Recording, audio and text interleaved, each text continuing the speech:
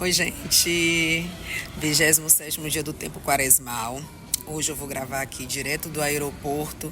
Estou aqui desde as 11 da manhã, aguardando uma conexão. O próximo voo só às 18 horas. Mas depois desse horário vai ficar muito tarde. Não sei se eu conseguiria vir aqui fazer a minha partilha com vocês. Então, vou fazer ela agora. Hoje o vídeo vai ficar assim meio trêmulo, meio bagunçado. Mas eu espero que eu consiga passar a ideia que eu quero. Quero contar hoje uma nova história para vocês. É uma história muito interessante, muito importante, com muitas conexões entre Antigo Testamento e Novo Testamento. Hoje eu quero contar para vocês um fato que aconteceu quando Moisés recebeu as tábuas da lei. Deus pediu para que Moisés subisse ao monte e lá, ao subir esse monte, ele ficou 40 dias para que Deus pudesse ditar as 2 tábuas da lei. Os mandamentos da lei. Moisés avisa ao povo do pedido de Deus, deixa Arão e a sua irmã Miriam cuidando lá do povo, sobe para a montanha para ficar lá com os seus diálogos com Deus e poder escrever, o que Deus lhe ditaria.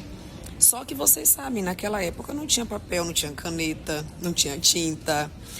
A lei teve que ser escrita na pedra, então ele teve que bater lá a pedra para poder escrever os 10 mandamentos.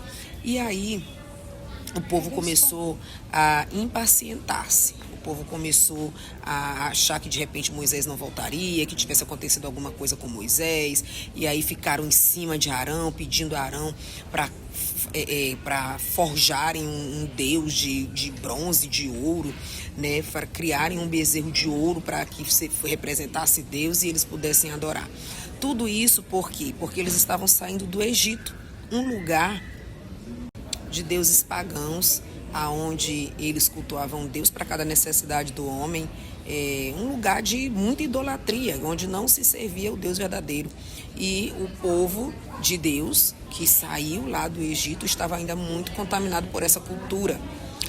Nós temos dificuldade muitas vezes de nos relacionar com Deus porque nós não podemos ver Deus, nós não podemos tocar em Deus, E esse povo tinha essa mesma dificuldade, eles não podiam ver a face de Deus, eles não podiam tocar Deus, diferente dos idólatras do Egito.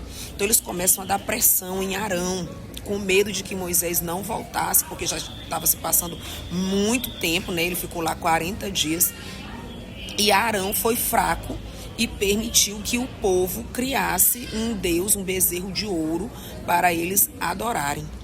E, gente, que lástima. Quando Moisés desce do monte, que ele vê aquilo, ele fica tão irado que ele quebra as tábuas.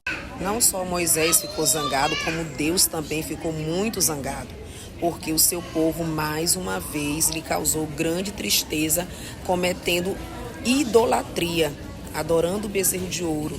Então, eles, mais uma vez, pecaram contra o Senhor, adulteraram, Quando você comete adultério, é quando você coloca coisas falsas no lugar de uma coisa que é boa. Por exemplo, quando você vai a um posto de gasolina, que a gasolina está adulterada, é porque colocaram outros elementos dentro que não faziam parte daquele combustível, ou então colocaram água, fizeram uma mistura que não deveria ter sido feita, Então, o adultério é isso.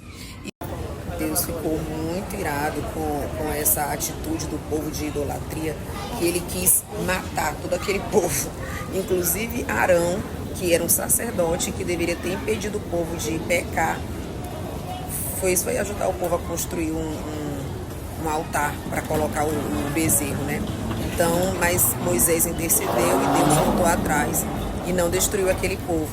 Em um outro episódio, quando o povo estava contornando o Edom para chegar ao Mar Vermelho, eles se cansaram e começaram a murmurar contra Deus, reclamando do alimento, reclamando da água, reclamando de tudo, Dizendo que estavam nauseados daquele alimento nojento que eles estavam recebendo.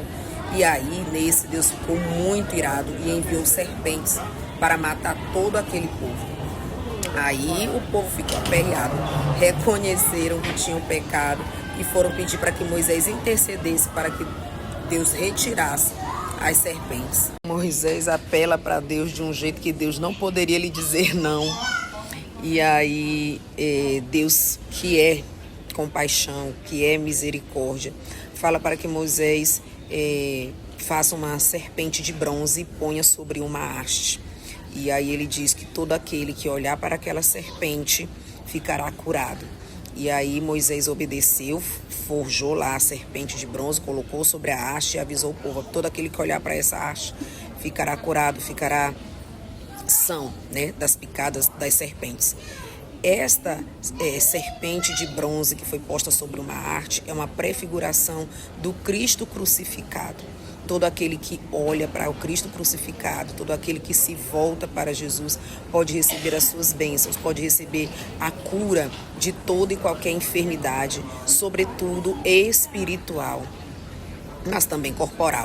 Então, em nossas misérias, nas picaduras das serpentes, que são os pecados que nós cometemos e que o veneno do pecado fica entranhado em nosso corpo e pode nos levar à morte espiritual, que é o apartamento eterno de Deus, nós podemos olhar para aquele que transpassaram, nós podemos nos colocar no lado aberto de Jesus que foi transpassado na cruz, para aí encontrarmos misericórdia, para aí encontrarmos consolo, para aí encontrarmos salvação, para aí encontrarmos cura. Mas é preciso fé. E hoje a liturgia diária, ela nos fala de um pai que foi desesperado procurar por Jesus porque o seu filho estava morrendo. E aí Jesus diz: pode ir para casa que teu filho está curado. E ele acredita, ele confia na palavra de Jesus e ele volta. E no meio do caminho os amigos dizem: teu filho está curado, volta para casa. E aí ele pergunta: que hora isso aconteceu? E aí os empregados contam para ele, né, o horário que aconteceu. E aí ele acredita: foi Jesus, foi a palavra de Jesus que tem poder para curar, para transformar, para fazer nova todas as coisas, para fazer do nada surgir algo novo. Curou o filho dele. Nós temos muitos momentos assim nos evangelhos onde a gente vê a necessidade da fé e da confiança, como da hemorroísa, né, que 12 anos sangrava e nada lhe curava, e ela disse: se eu tocar apenas um manto dele eu ficarei curada, e assim acontece. Como os amigos que colocam o paralítico, o amigo que estava doente, por cima do telhado para que Jesus pudesse curar. Então, queridos, é preciso olhar para aquele que transpassaram, mas é necessário fé. Como Jesus diz que uma das tristezas que ele tem é porque seus filhos não têm confiança em sua misericórdia. Para obtermos as graças, como Jesus diz para Santa Faustina também, ele diz que o vaso com o qual se colhe as suas graças é o vaso da confiança. Então, em todas as nossas situações, é preciso que a gente tenha confiança para se lançar nesse Deus que é bom, que é rico em misericórdia, que tem poder para nos curar, para nos transformar. É preciso olharmos para aquele que transpassaram. Né? Estamos nos aproximando aí da Semana Santa, estamos na reta final, aí 13 dias, né, para terminar a Quaresma e entrarmos na grande semana, onde vamos reviver toda aquela trajetória. Olhemos para aquele que transpassaram, com fé, com confiança. Peçamos o auxílio divino, peçamos a ajuda de Deus para nos livrar, para nos curar, para nos libertar de toda idolatria, de todo medo, de todo julgo de pecado que possa estar sobre nós ou sobre nossas vidas. Até a próxima.